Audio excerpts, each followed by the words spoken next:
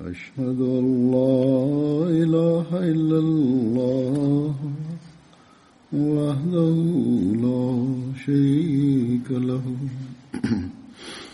وأشهد أن محمدا عبده ورسوله أما بعد فأعوذ بالله من الشيطان الرجيم بسم الله الرحمن الرحيم الحمد لله رب العالمين الرحمن الرحيم مالك يوم الدين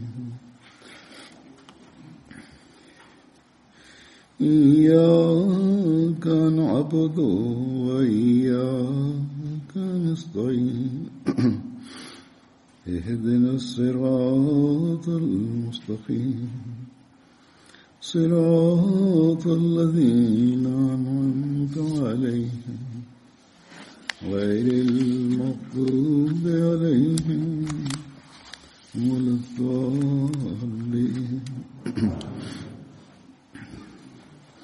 إنما يعمر مساجد الله من آمن بالله واليوم الآخر وأقام الصلاة وآتى الزكاة ولم يخشى إلا الله فعسى أولئك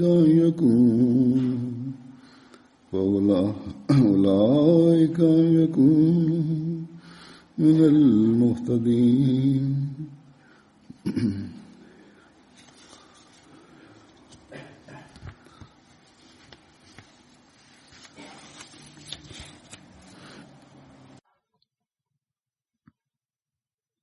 Après une longue période, Allah a permis à la Jamaat de France de bâtir une autre mosquée.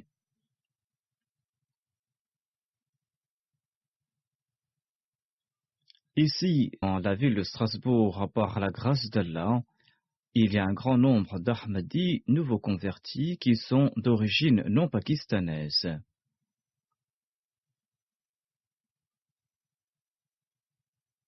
Environ 75% des membres de la Jamaat ne sont pas d'origine pakistanaise et par la grâce d'Allah, ils sont emplis de sincérité.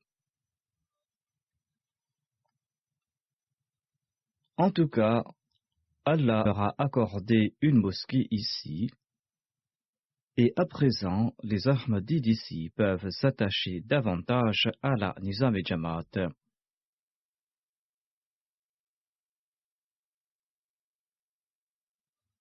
Qu'Allah leur accorde la possibilité d'agir en ce sens.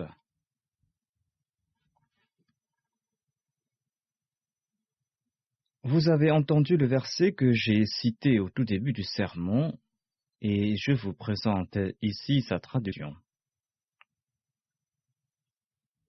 Il est dit, assurément celui-là seul est digne de maintenir les mosquées d'Allah qui croient en Allah et au jour dernier et qui observent la prière.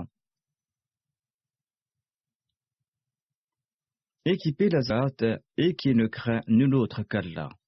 Voilà donc ceux qui ont bien plus de chances d'être comptés parmi les bien guidés.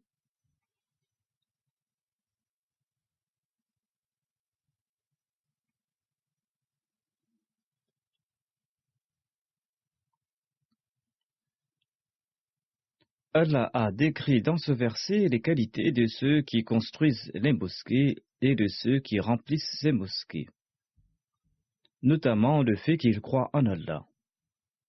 C'est-à-dire qu'ils ont cette certitude parfaite qu'Allah est la source de toute puissance et qu'il est le maître.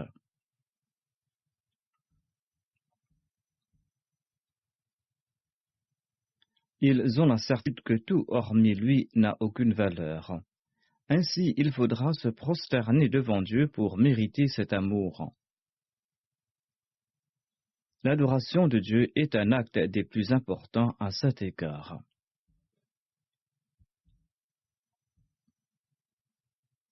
Allah fait grandir dans la foi et dans la certitude ceux qui se prosternent devant lui. Et Allah a aussi déclaré que ceux qui viennent à la mosquée croient aussi l'au-delà. Car c'est la foi dans l'au-delà qui les pousse à rendre culte à Dieu. C'est une adoration que l'on voue sincèrement à la personne de Dieu. Le Messie premier salam déclare à ce propos que la ma'rifa est l'avantage qui découle de la foi dans l'au-delà. Et la vraie ma'rifa ne peut être acquise sans la vraie crainte de Dieu.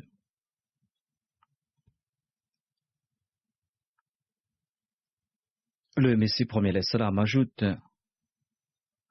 avoir des doutes sur l'au-delà met la foi en danger. Et ces doutes mettent en péril la bonne fin.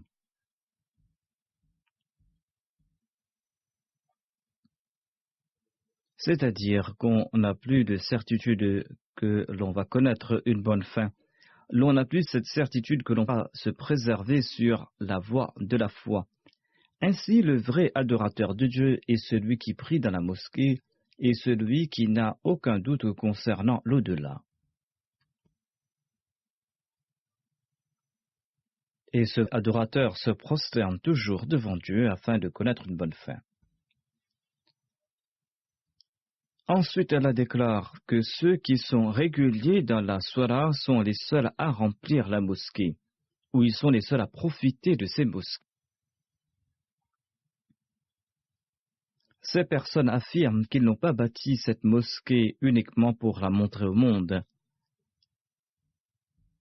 Ils savent qu'ils doivent remplir cette mosquée 5 fois par jour.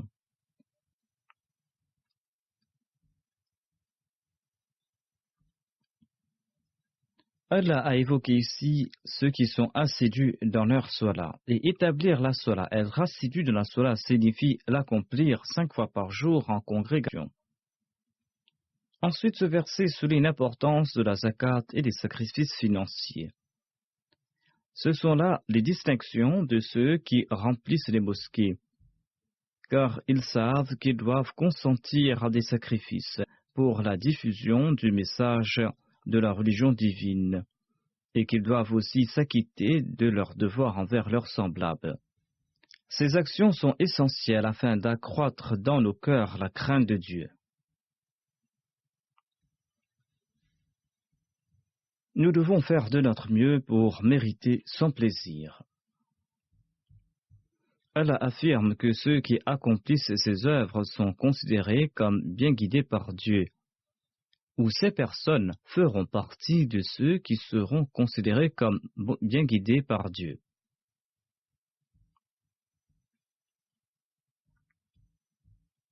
Ainsi, nous devons prier en ce sens et faire des efforts aussi dans ce domaine. Nous devons nous prosterner devant Dieu et nous devons le supplier en ce sens. Cela concerne les nouveaux et les anciens Ahmadis. Au contraire, les anciens ont une plus grande responsabilité, en particulier ceux qui sont venus du Pakistan. Ils doivent être des exemples pour les nouveaux venus.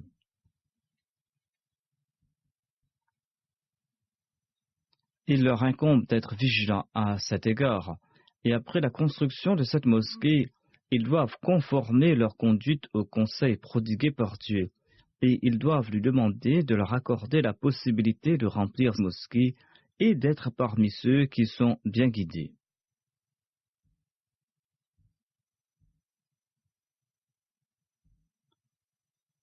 Que nous ne soyons pas de ceux qui détruisent leur vie ici-bas et dans l'au-delà en raison de nos faiblesses, en raison de nos lacunes et en raison de notre négligence du commandement ayant trait à la mosquée. Nous devons prier pour qu'Allah ait pitié de nous et qu'il préserve de l'égarement et qu'il nous guide tout le temps sur le droit chemin. Nous devons prier pour qu'Allah fasse que nos intentions soient toujours pures. Et nous devons prier, permets-nous de respecter tes devoirs et permets-nous de transmettre le message de ta religion aux gens de cette région.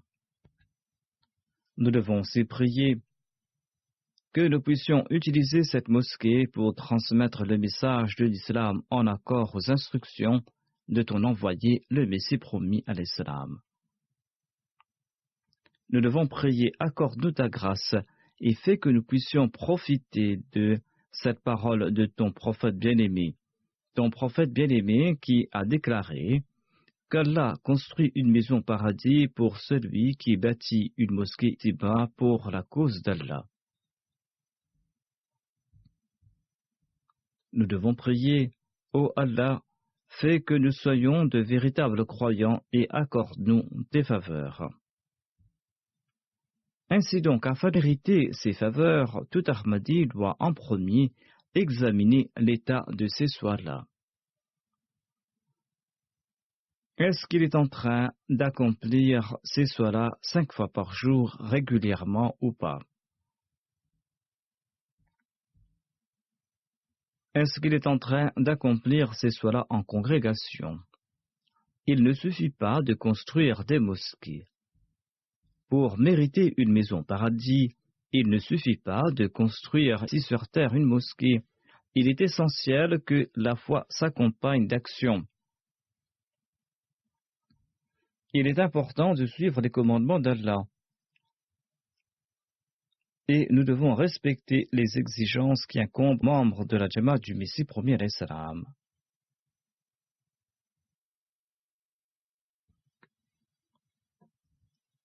Tous les ans, les musulmans bâtissent des milliers de mosquées.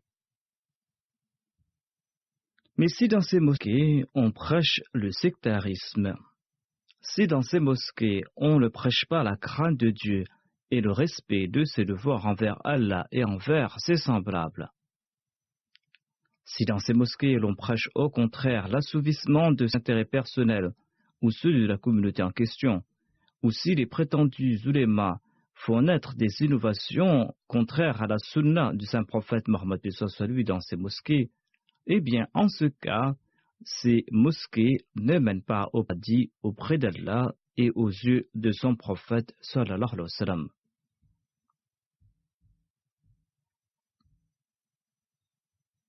Ainsi donc, s'acquitter de ses devoirs envers la mosquée et en faire un moyen d'entrer au paradis et en faire un moyen pour bâtir une maison au paradis sont autant de grandes responsabilités.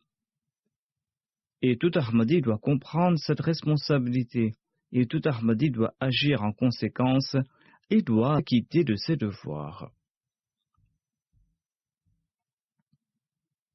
Et nous devons saisir les propos du Messie promis alayhi salam, le serviteur parfait du saint prophète Mohammed lui. Le Messie promis alayhi salam qui nous a conseillé comment devenir un véritable musulman, comment respecter les exigences de ses actes d'adoration, comment respecter les exigences de la mosquée et ses devoirs envers autrui. C'est en suivant ces conseils que nous pourrons annoncer que nous avons une foi parfaite en la personne d'Allah et que nous avons une foi parfaite dans le jour dernier. Nous devons aussi être assidus dans nos solas afin de mériter le plaisir d'Allah. Et nous devons aussi sacrifier nos biens afin de nous acquitter de nos devoirs envers les créatures d'Allah.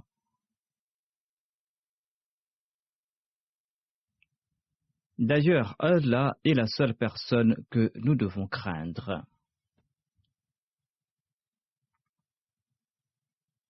Nous devons nourrir dans nos cœurs la crainte de Dieu, car c'est lui et personne d'autre en ce monde que nous craignons. L'amour que nous éprouvons pour lui dépasse tout autre amour en ce monde. Nous ne sacrifions pas notre foi ou notre religion pour nos avantages matériels. Je vous présente quelques dires du Messie premier alayhi salam dans lesquels il nous conseille comment devenir un véritable Ahmadi et comment devenir un véritable serviteur de Dieu.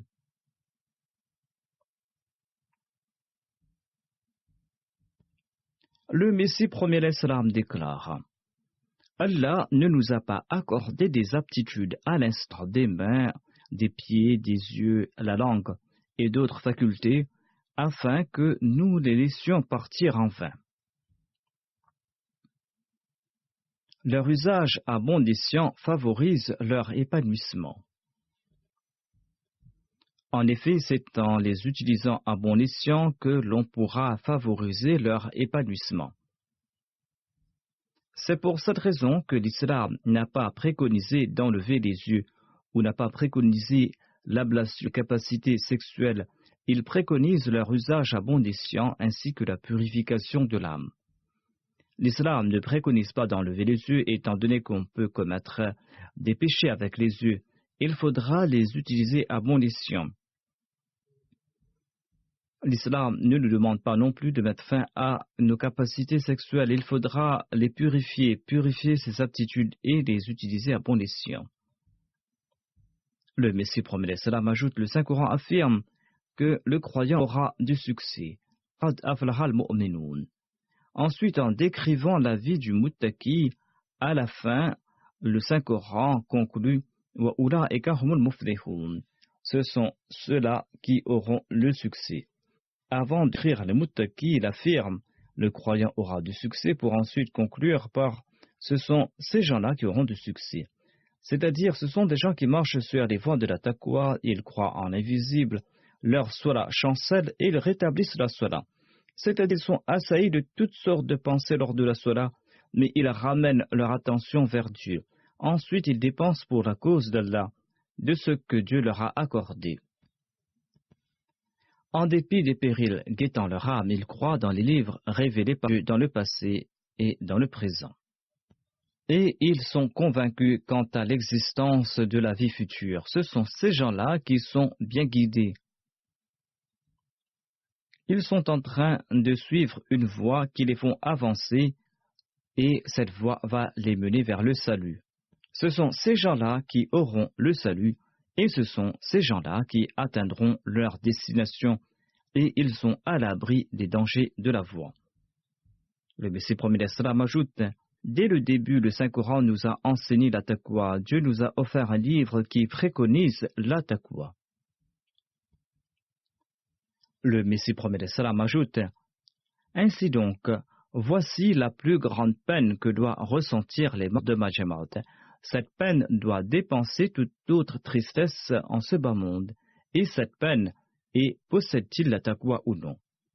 L'on doit se demander si l'on possède ou pas la taqwa. Et le Messie promet l'Islam explique ici-bas qui est un muttaqi et qui possède la taqwa. Il déclare que selon la parole de Dieu, le muttaqi est celui qui fait montre d'une grande compassion et d'une grande humilité. Ce sont des personnes qui sont très humbles. Ce ne sont pas des gens qui parlent de hautaine. Ce sont des gens qui s'adressent aux gens comme un petit qui s'adresse à un grand. Nous devons en toute situation accomplir l'action qui nous mènera à notre salut. Dieu n'est les monopoles de personne. Dieu souhaite une taqwa spéciale. Celui qui fera montre de cette taqwa atteindra des sommités. Ni le saint prophète Mohammed sallallahu alayhi wa sallam, ni le prophète Abraham n'avaient reçu l'honneur en héritage. Certes, nous croyons que le père béni du saint prophète Mohammed lui n'était pas un polythéiste, mais Abdullah, le père du saint prophète, n'a pas légué au saint prophète lui cette naboua. Cette naboua était une faveur divine et le fruit de ce que récélait leur âme, de l'âme du saint prophète Mohammed lui. Le prophète Abraham alayhi salam était le père de tous les prophètes. Il n'a pas hésité à sacrifier son fils en raison de sa sincérité et de sa taqwa. Il a lui-même été placé dans le feu. Voyez la sincérité et la fidélité de notre maître, le saint prophète Mohammed sallallahu alayhi wa sallam. Il a confronté tout mal. Il a enduré peine et malheur en tout genre, sans se soucier.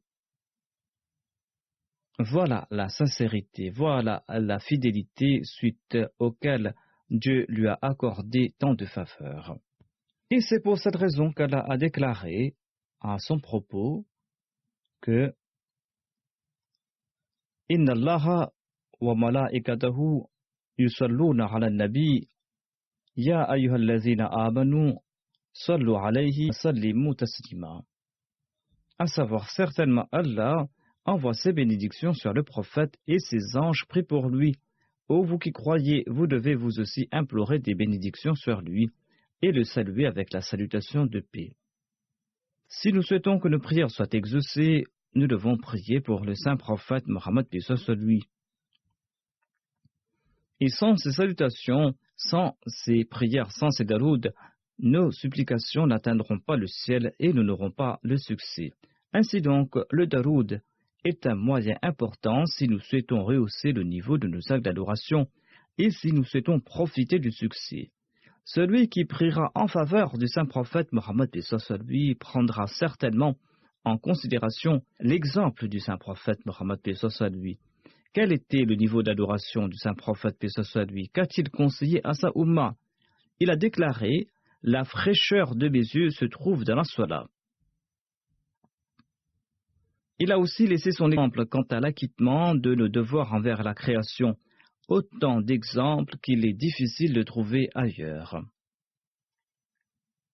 Il ne s'est jamais soucié de sa personne. Le saint prophète paix soit sur lui a tout distribué, même s'il possédait des richesses immenses qu'une vallée. Toute personne qui lui demandait quelque chose ne repartait pas les mains vides. En sus de cela, le saint prophète paix soit sur lui était toujours prêt à servir la création. Ainsi, lorsqu'on envoie des salutations sur le saint prophète Mohammed paix soit sur lui, tout en ayant à l'esprit son exemple, eh bien, on tentera de suivre ses pas.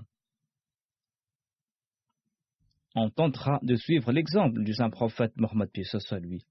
Allah exaucera nos prières en voyant notre amour pour son prophète bien-aimé et en raison de nos prières en sa faveur. C'est ainsi que nous profiterons de la proximité divine, et c'est ainsi que nous ferons montre de notre compassion et de notre humilité, et c'est ainsi que nous allons nous joindre à ceux qui marchent sur les voies de la taqwa.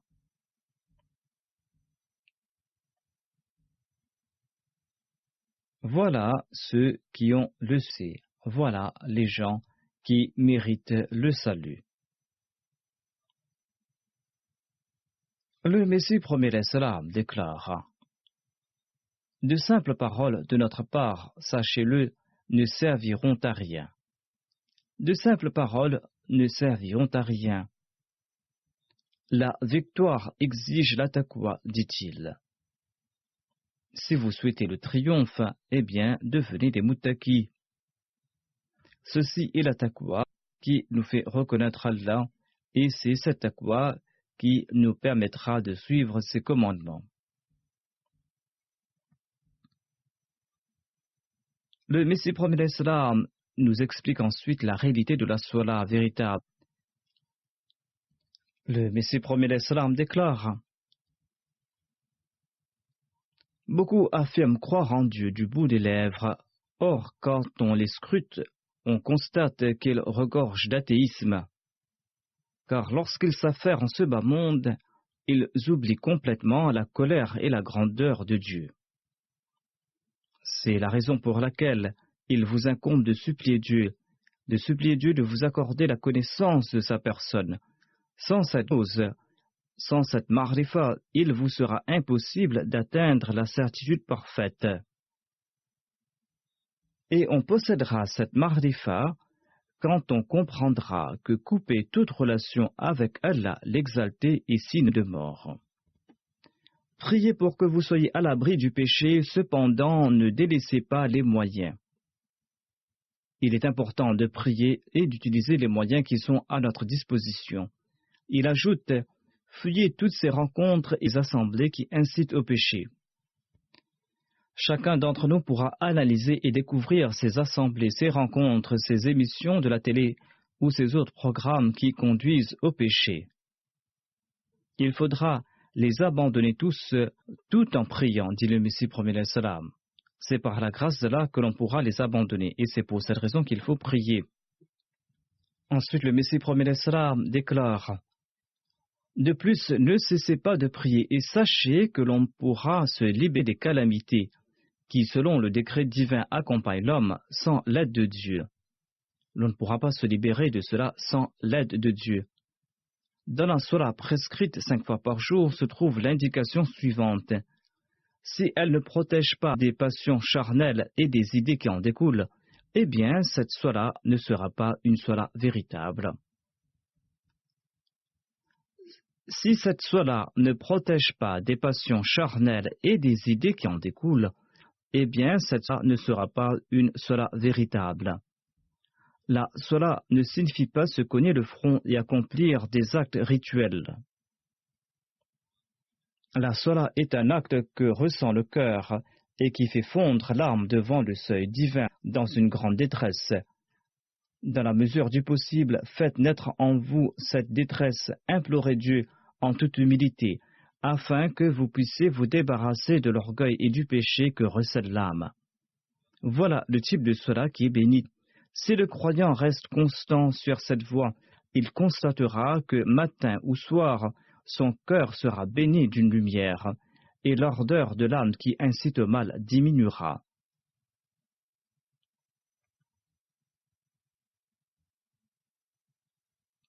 Il y a cette âme qui incite au mal, et petit à petit cette âme va mourir. Le Messie prophète sallam ajoute, en l'âme qui incite au mal existe un poison mortel, à l'instar du venin du serpent. Celui qui l'a créé détient aussi l'antidote. C'est-à-dire que c'est Allah qui pourra le guérir. C'est pour cette raison que, pour éviter les péchés, il faudra implorer la grâce de Dieu. Ensuite, le Messie prophète sallam évoque en ces termes l'importance de la Sola. Il déclare que la Sola est le cœur de l'ibarda. Sans elle, on ne pourra pas s'acquitter des exigences de l'adoration de Dieu. La Sola comprend des conditions qu'il faut respecter. Lorsqu'on accomplit la Sola, il faudra comprendre que l'on se tient tout respectueux devant Dieu l'exalté. Il faudra faire montre d'humilité tout en étant entièrement concentré devant la Sola. Il faudra implorer la grâce de Dieu. Le Messie prophète l'Islam explique davantage ce point en ces termes.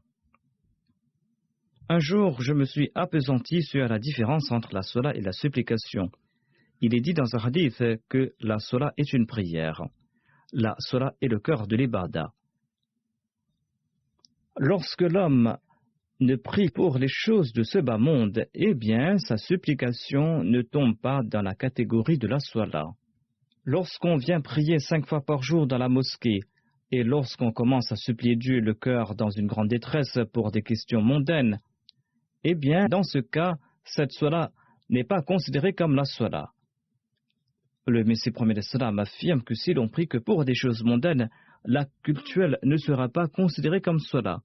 Or, lorsqu'on souhaite rencontrer Dieu et que l'on cherche que son plaisir, et lorsqu'on se tient devant lui avec respect et en toute humilité et avec concentration pour quémander son plaisir, et non pour satisfaire ses besoins, eh bien, c'est là que l'acte cultuel sera digne d'être appelé Sola. Ceci est la vraie supplication qui établit un lien entre Dieu et l'homme. Ceci est la supplication qui nous rapproche de Dieu. Ceci est la prière nous permettant de nous rapprocher de Dieu et qui écarte l'homme de toute action contraire au sens. L'action essentielle, c'est d'acquérir le plaisir divin, et par la suite, l'on pourra supplier Dieu de combler nos besoins matériels. Car c'est par l'entremise de ces faveurs qu'on arrive à mériter ces faveurs matérielles. Cet ordre des choses existe car des fois les difficultés mondaines entravent le progrès spirituel. Lorsqu'on fait ça des difficultés, lorsqu'on est éprouvé, eh bien, l'on peut s'écarter de Dieu.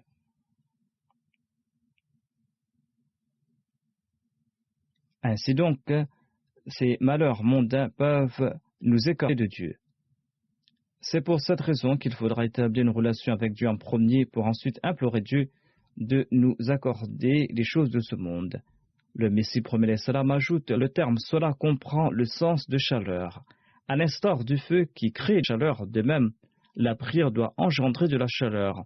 Lorsqu'on atteint ce stade qui ressemble à la mort, l'acte cultuel se nomme Salah. Ceci est la condition réelle de la Salah et nous devons tenter de l'atteindre. Qu'Allah nous en a la possibilité à nous tous. Ensuite, le Messie premier l'Islam explique: si vous vous dites croyant, vous devez aussi accomplir la Salah. L'on ne pourra pas se dire croyant en accomplissant 3 ou 4 Salah comme le font certains. On ne pourra pas se dire croyant par la suite, car la racine de la foi est la Salah. Celui qui ne possède pas cette racine ressemble à un arbre, et le moindre vent pourra faire tomber cet arbre.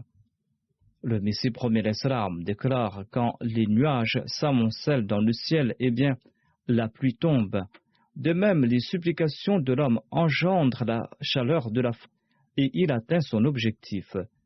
Lors de la Salah, l'homme se présente tout respectueusement à Dieu, le cœur en émoi et le cœur en feu. Lorsque l'homme est coupable d'indifférence, Allah étant indépendant, ne se soucie pas de lui. Toute nation pourra exister tant qu'elle se tournera vers Allah l'exalté. La racine de la foi est la Salah. Certains imbéciles demandent si Dieu a besoin de la Salah. Ô naïfs, certainement Dieu n'a pas besoin de vos Salah. Or, vous en avez certainement besoin. Vous avez besoin de vos Salah afin qu'Allah se tourne vers vous. L'attention de Dieu rétablit toute incomplète. La Salah éloigne des milliers de dangers et la Salah est un moyen pour se rapprocher de Dieu. La Salah ne se limite pas de rapprocher l'homme de Dieu et de favoriser son pardon et de rétablir ses œuvres corrompues. Le saint prophète Mohammed lui affirme à propos de celui qui vient à la mosquée avec de bonnes intentions et celui qui attend la Salah qu'il sera considéré dans un état de Salah durant son attente de mosquée. Lorsqu'il se consacrera au souvenir de Dieu dans la mosquée, en attendant la Salah, il sera considéré dans un état de prière. Et les anges vont prier pour lui en disant: Ô Allah, accorde-lui ta grâce. Ô Allah, pardonne-lui. Ô Allah, accepte son repentir. Ainsi, celui qui vient prier dans la mosquée recevra de grandes récompenses. Il ne suffit pas de prier, l'on sera aussi compensé par Dieu pour l'attente de la prière. Et d'ailleurs, les anges vont aussi prier pour nous. Ainsi, nous devons tout soucieux respecter les exigences de l'adoration d'un pareil Dieu bienveillant, et nous devons tenter de rendre à la mosquée 5 fois par jour. Le Messie premier l'Islam explique que le but de la religion est de créer l'unité et de créer une Ummah. Le Messie premier l'Islam déclare: l'objectif d'Allah est d'unir les hommes sous forme d'une unité universelle. Et c'est ainsi que de nombreuses personnes se réunissent et obéissent à une même personne. L'objectif de la religion est d'unir les gens tels les perles d'un chapelet par le fil de cette unité. Les prières en congrégation sont également préconisées pour établir cette unité, afin que l'ensemble des croyants qui prient ensemble soient considérés comme un seul corps. Il est commandé de se tenir debout, unis, afin que ceux qui sont plus avancés dans la spiritualité puissent aider ceux qui sont plus faibles. Et le pèlerinage a également été instauré pour cette raison, afin d'instaurer et d'entretenir cette unité. Allah a prescrit cette unité en commandant à tous les croyants d'un même quartier de prier 5 fois par jour dans le mosquée du quartier afin d'échanger leurs bonnes mœurs et afin qu'ils puissent se débarrasser de leurs faiblesses et afin qu'ils puissent se connaître mutuellement pour créer des liens. Se connaître mutuellement est une très bonne chose car cela permet de créer des liens d'affection qui sont fondement de l'unité. Un ennemi connu nous est bien meilleur qu'un ami méconnu. car en raison du fait qu'on le connaît, un lien secret dans notre cœur. Et si on le rencontre un jour dans un pays étranger, du fait qu'on est loin de la terre de l'inimitié, eh bien cette inimitié s'éteint et il ne reste dès lors que ce lien qu'on avait établi. Ensuite, le deuxième commandement est de se réunir à la mosquée lors de la prière du vendredi, car il est difficile pour les gens d'une même ville de se réunir tous les jours au même endroit. Et c'est pour cette raison qu'il est dit que tous les gens de la ville doivent se réunir au moins une fois par semaine afin d'établir ces liens et de bâtir cette unité. Ici, à Strasbourg, même si les trajets sont longs, il n'est pas difficile pour les personnes qui sont véhiculées de se rendre quotidiennement à la prière, à la mosquée. Si une personne a la ferme intention de venir, elle pourra se rendre à la mosquée. Même si des personnes habitent loin et qu'elles ont des contraintes, il faut qu'elles viennent au moins une fois pour la prière du vendredi. Le Messie promet salam ajoute, il faut que tout le monde se réunisse au moins une fois. En ce qui concerne les prières de Eid, les personnes habitant de la campagne et des villes doivent prier ensemble afin d'établir ces liens. Et un jour est choisi pour le monde entier afin que l'on puisse se réunir une fois au moins dans sa vie sur le sol de la Mecque, c'est-à-dire pour le pèlerinage. Ainsi donc, Allah souhaitait par ce moyen faire naître de l'affection et de l'entente mutuelle. Ensuite, le Messie Islam déclare au sujet de ses opposants qu'ils n'ont aucune conscience de la philosophie de l'islam. Les opposants de l'islam qui passent leur temps à soulever des objections sur les actes d'adoration n'ont pas connaissance de l'objectif des 5 prières quotidiennes, l'objectif de ces adorations hebdomadaires et des rides. Le Messie promet l'Islam ajoute, voici la philosophie, il faut avoir cela à l'esprit. Le Messie promet l'Islam ajoute, il n'est pas possible de faire preuve de laxisme en ce qui concerne la mise en application des commandements divins. Le Messie promet l'Islam déclare que malheureusement ces adversaires de l'islam ne comprennent pas la philosophie de l'islam. On peut faire preuve de laxisme concernant les dirigeants mondiaux, mais il n'est pas possible de faire preuve de laxisme concernant les commandements divins. Quel est ce musulman qui au moins ne vient pas pour la prière de la Eid? Ainsi l'avantage de tous ces rassemblements est de tirer les uns vers les autres et d'influencer les uns par les autres. Lorsque les gens se rencontrent bien, ils s'influencent mutuellement. Mais cela est valable que pour les gens qui ont une grande faiblesse spirituelle. La véritable foi consiste en fait de venir accomplir la prière en congrégation à la mosquée. Allah l'exalté vous a accordé cette mosquée ici. Ainsi donc vous devez montrer cette unité. Vous devez vous réunir ici, ceux qui ont les moyens de se faire. Par la grâce d'Allah, tirez profit de cette mosquée, rendez-vous dans cette mosquée et remplissez cette mosquée. Et en cela vous aidera également. Comme je l'ai mentionné, Allah l'exalté va envoyer des anges pour prier pour ceux qui viennent accomplir leur prière 5 fois par jour dans la mosquée. Et d'ailleurs, la prière en congrégation est récompensée 27 fois de plus que les autres prières. En dépit de toutes ces grâces divines, si en ayant les moyens de le faire, nous ne profitons pas de cette mosquée, eh bien ce sera vraiment dommage. Il est important que tout Ahmadi y prête une attention particulière et il est important que tout Ahmadi fasse de son mieux pour se rendre à la mosquée. Le Messie promet l'Islam ajoute, ô vous qui prétendez être les adhérents à ma Jamaat, vous ne serez pas reconnus tel au ciel tant que vous n'emprunterez pas la voie de la vraie droiture, de la vraie taqwa. Observez vos 5 prières quotidiennes avec une telle crainte révérentielle de Dieu comme si vous le voyiez réellement. Observez vos prières quotidiennes avec une telle crainte de Dieu comme si vous le voyiez réellement. Observez fidèlement le jeûne pour son amour. Si selon la loi vous êtes dans l'obligation de payer la zakat, alors vous devez vous en acquitter. Si vous êtes capable d'effectuer le pèlerinage à la Mecque et s'il n'y a aucun empêchement pour ce faire, accomplissez le Hajj. Faites le bien par amour pour le bien, renoncez au mal par dégoût du mal. Sachez que l'acte dépourvu de taqwa ne s'élève pas à Dieu et ne trouve pas grâce devant lui. La taqwa est la source du bien. Si la source n'a pas tari, l'acte fleurira. Ensuite, le Messie promet le salam ajoute, ce sont vos propres mains et non pas les mains de vos ennemis qui vous infligent des pertes.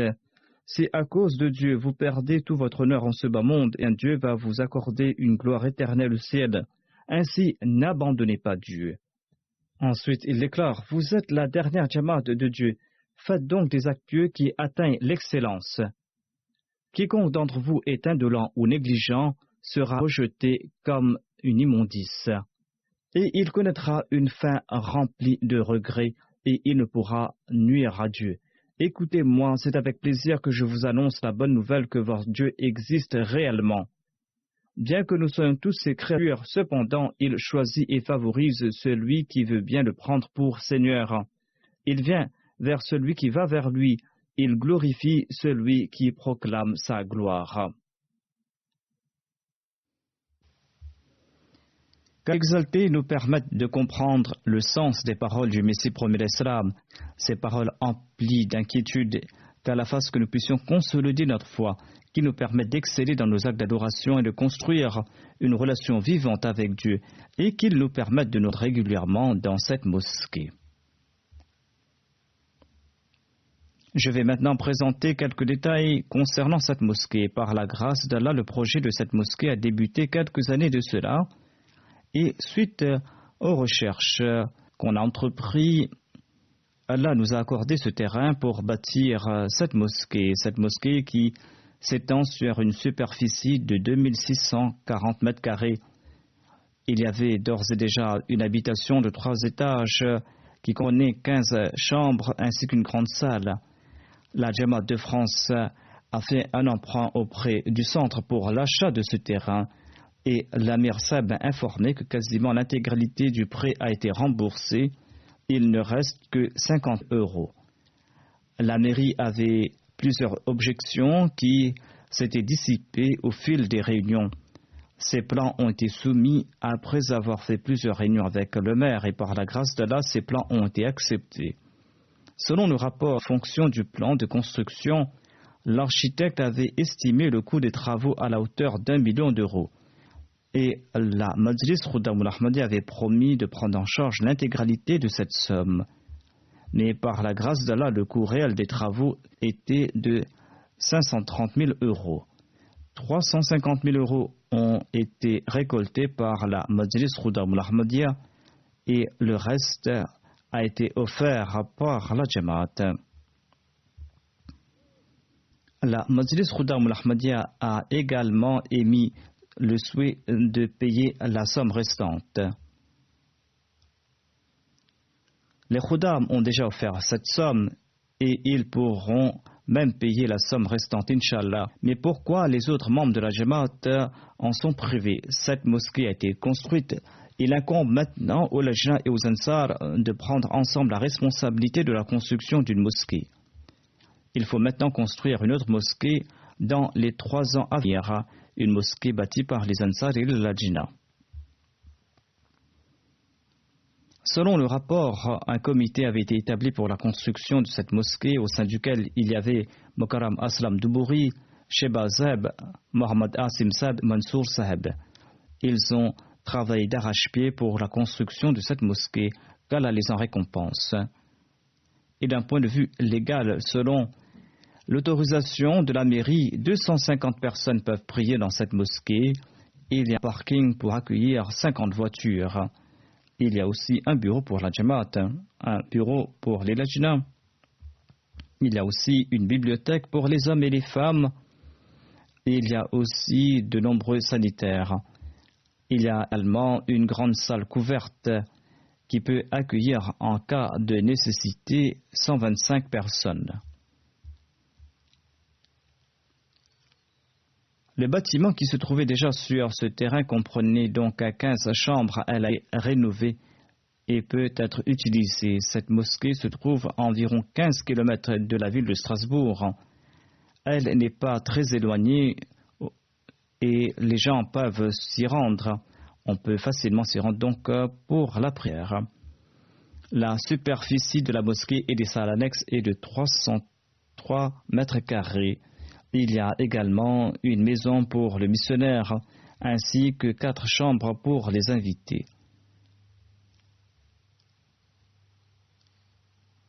Nous n'avons pas eu l'autorisation d'ériger un minaret, mais nous avons eu l'autorisation d'installer un dôme à côté de la mosquée sur le côté droit, à hauteur de 8 mètres. Et d'ailleurs, ce dôme est très beau et il fait partie de la mosquée. Il y a un mihrab à l'intérieur et il y a également cette écriture circulaire qu'Allah l'exalté bénisse cette mosquée sur tous les plans, qu'il sait également les biens et les personnes des khuddam qui ont consenti à des sacrifices pour la construction de cette mosquée et qui nous permettent également de comprendre l'importance de remplir cette mosquée. Qu'Allah permette également aux khuddam de hausser le niveau de leurs actes d'adoration et qu'il permette aussi aux membres de la Jamaat de rehausser le niveau de leurs actes d'adoration.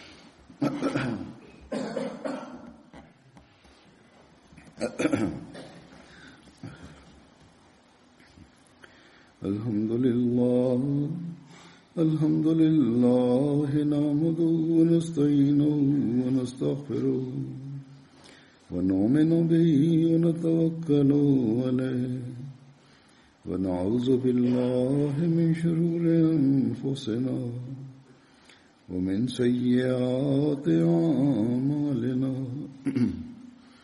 من يهده الله فلا مضل له ومن يضلله فلا هادي له ونشهد أن لا إله إلا الله ونشهد أن محمدا عبده ورسوله عباد الله رحمكم الله إن الله يأمر بالعدل والإحسان وإيتاء ذي القربى وينهى عن الفحشاء والمنكر والبغي يعظكم لعلكم تذكرون اذكروا الله يذكركم وادعوه يستجب لكم ولذكر الله أكبر